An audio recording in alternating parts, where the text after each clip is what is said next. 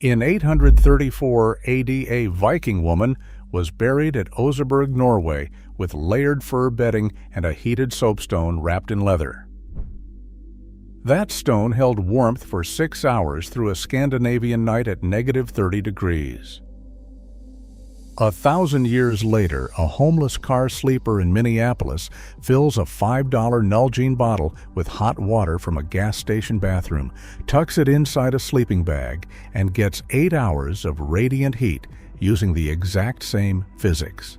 But the hot stone trick is just one of 4 Viking survival principles being used in parking lots across America right now. The first principle is trapped dead air, and the Vikings understood it better than you would expect from people who had not invented the thermometer yet. Vikings slept in layered animal furs: sheepskin, reindeer hide, bear pelts. But the fur itself was not the key. The air trapped between the layers was the key. Each pelt created a pocket of still air, and still air has a thermal conductivity of roughly 0.024 watts per meter per Kelvin, making it a better insulator than almost any solid material. 3 layers of medium-quality fur with air gaps between them outperformed a single layer of thick, heavy fur. Archaeological finds at the Oseberg burial site in Norway, dated to 834 AD, included remnants of layered hide bedding. The Viking Ship Museum in Oslo still displays textile fragments from these sleeping systems. They were not random piles of fur. They were engineered for warmth. The modern car sleeper parallel is almost comically direct. 3 cheap fleece blankets from a Goodwill thrift store, $1 to $3 each, layered with deliberate air gaps between them. The material went from reindeer hide to polyester fleece. The dead air pockets are identical. The insulation principle is identical. 1,000 years apart, same physics. However, insulation only works if the space you are insulating is small enough for your body heat to actually warm it. The Vikings understood this too. Viking longhouses were deliberately built with low ceilings, about 5 to 6 feet at the center ridge, and narrow widths of 15 to 20 feet. The smaller the interior air volume, the faster body heat and hearth fire saturated the space. A typical longhouse housing 10 to 20 people maintained interior temperatures of 50 to 65 degrees even when it was far below zero outside. Each person contributed 80 to 100 watts of thermal output. A compact sedan has roughly 98 cubic feet of interior volume. That is dramatically less air than even the smallest longhouse. A single human body producing 80 to 100 watts of heat can raise the interior temperature of an insulated car by 15 to 20 degrees with no engine running. The car is, thermodynamically, a one-person longhouse. A Viking would recognize the setup immediately, minus the cup holders. But Vikings didn't just rely on insulation and body heat. They had a third technique, and this is the one that gives this video its name. Vikings heated stones in their central hearth fire, then wrapped them in cloth or leather and placed them inside their sleeping furs before bed. Soapstone was the material of choice. It has a heat capacity of roughly 0.98 joules per gram per degree Celsius, which means it absorbs a large amount of heat energy and releases it slowly over hours. A single fist-sized soapstone kept usable warmth going for 4 to 6 hours through the coldest part of the night. Soapstone quarries at Klungen in Trøndelag, Norway, have been dated to the Viking period. This was not a casual fireside trick. It was a widely used, deliberately engineered heating system based on thermal mass. Now here is the modern car sleeper version. A Nalgene water bottle, $5 to $10 at any outdoor store, filled with hot water from a gas station bathroom or a fast food restaurant. Cap it, wrap it in a sock or t-shirt, and tuck it into your sleeping layers against your torso.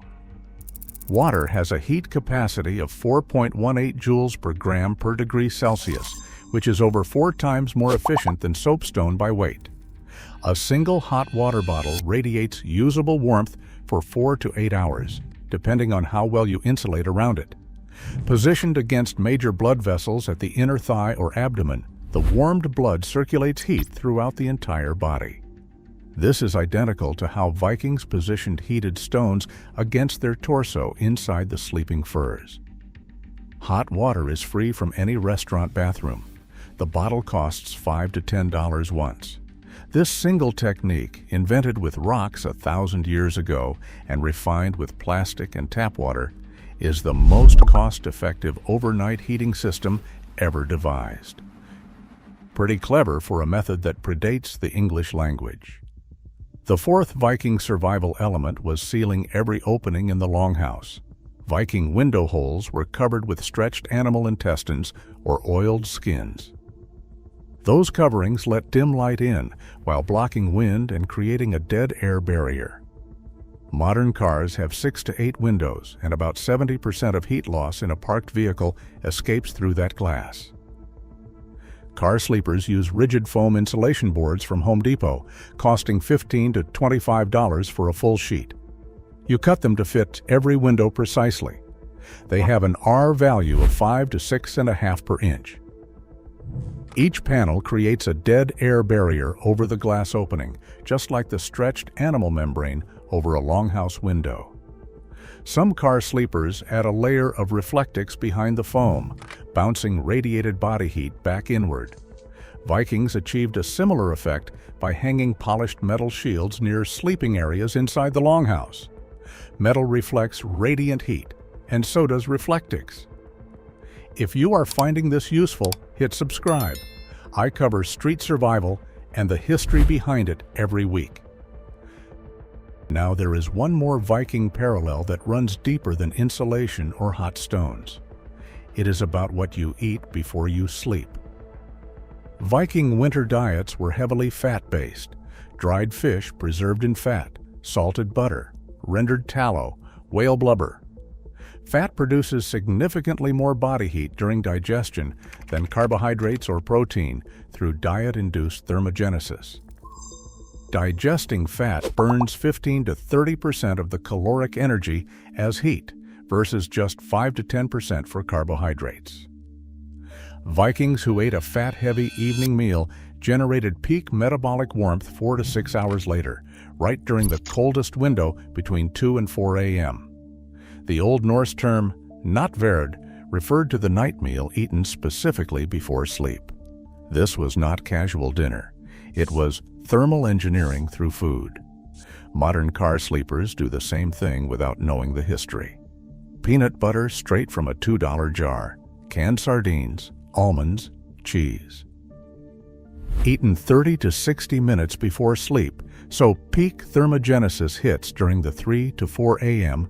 danger window, when ambient temperatures drop lowest and core body temperature naturally dips to its circadian minimum. Both Vikings and modern car sleepers also learned the same lesson about alcohol. It feels warm for 20 minutes because it dilates blood vessels and brings blood to the skin.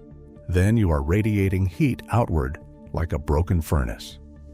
Vikings kept mead for celebrations, not for sleeping in the cold. Smart car sleepers do the same. The final parallel is the one that ties it all together. Vikings didn't survive alone. Longhouse sleeping benches lined both walls, with entire households sharing body heat in a single room. 20 bodies produced 1,600 to 2,000 watts of combined warmth. The sagas describe travelers receiving a place on the sleeping bench at farms along their route. Refusing warmth was considered dangerous and socially unacceptable. Modern car sleeping encampments mirror this exactly. Walmart parking lots and safe parking program sites become communities. Regulars recognize each other, check on each other during cold snaps, and share resources. During extreme cold events, car sleepers who normally sleep alone pair up for combined body heat. 2 people in a sedan produce 160 to 200 watts, doubling the warming capacity. And then there is the 3 in the morning problem. Viking longhouses required someone to tend the hearth fire through the night. If the fire died during the 2 to 4 in the morning window, interior temperatures could crash. Households rotated fire watch duty.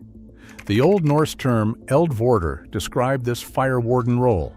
It was not a chore. It was a survival post.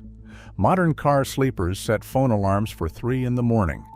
They wake during the danger window, eat a small fatty snack to restart the metabolic furnace, do light exercise to spike heat production, and activate a fresh hand warmer or run the engine for 15 minutes. The Viking fire warden and the modern 3 in the morning alarm serve the exact same function. Wake up. ADD heat. Go back to sleep. So what have we actually seen here?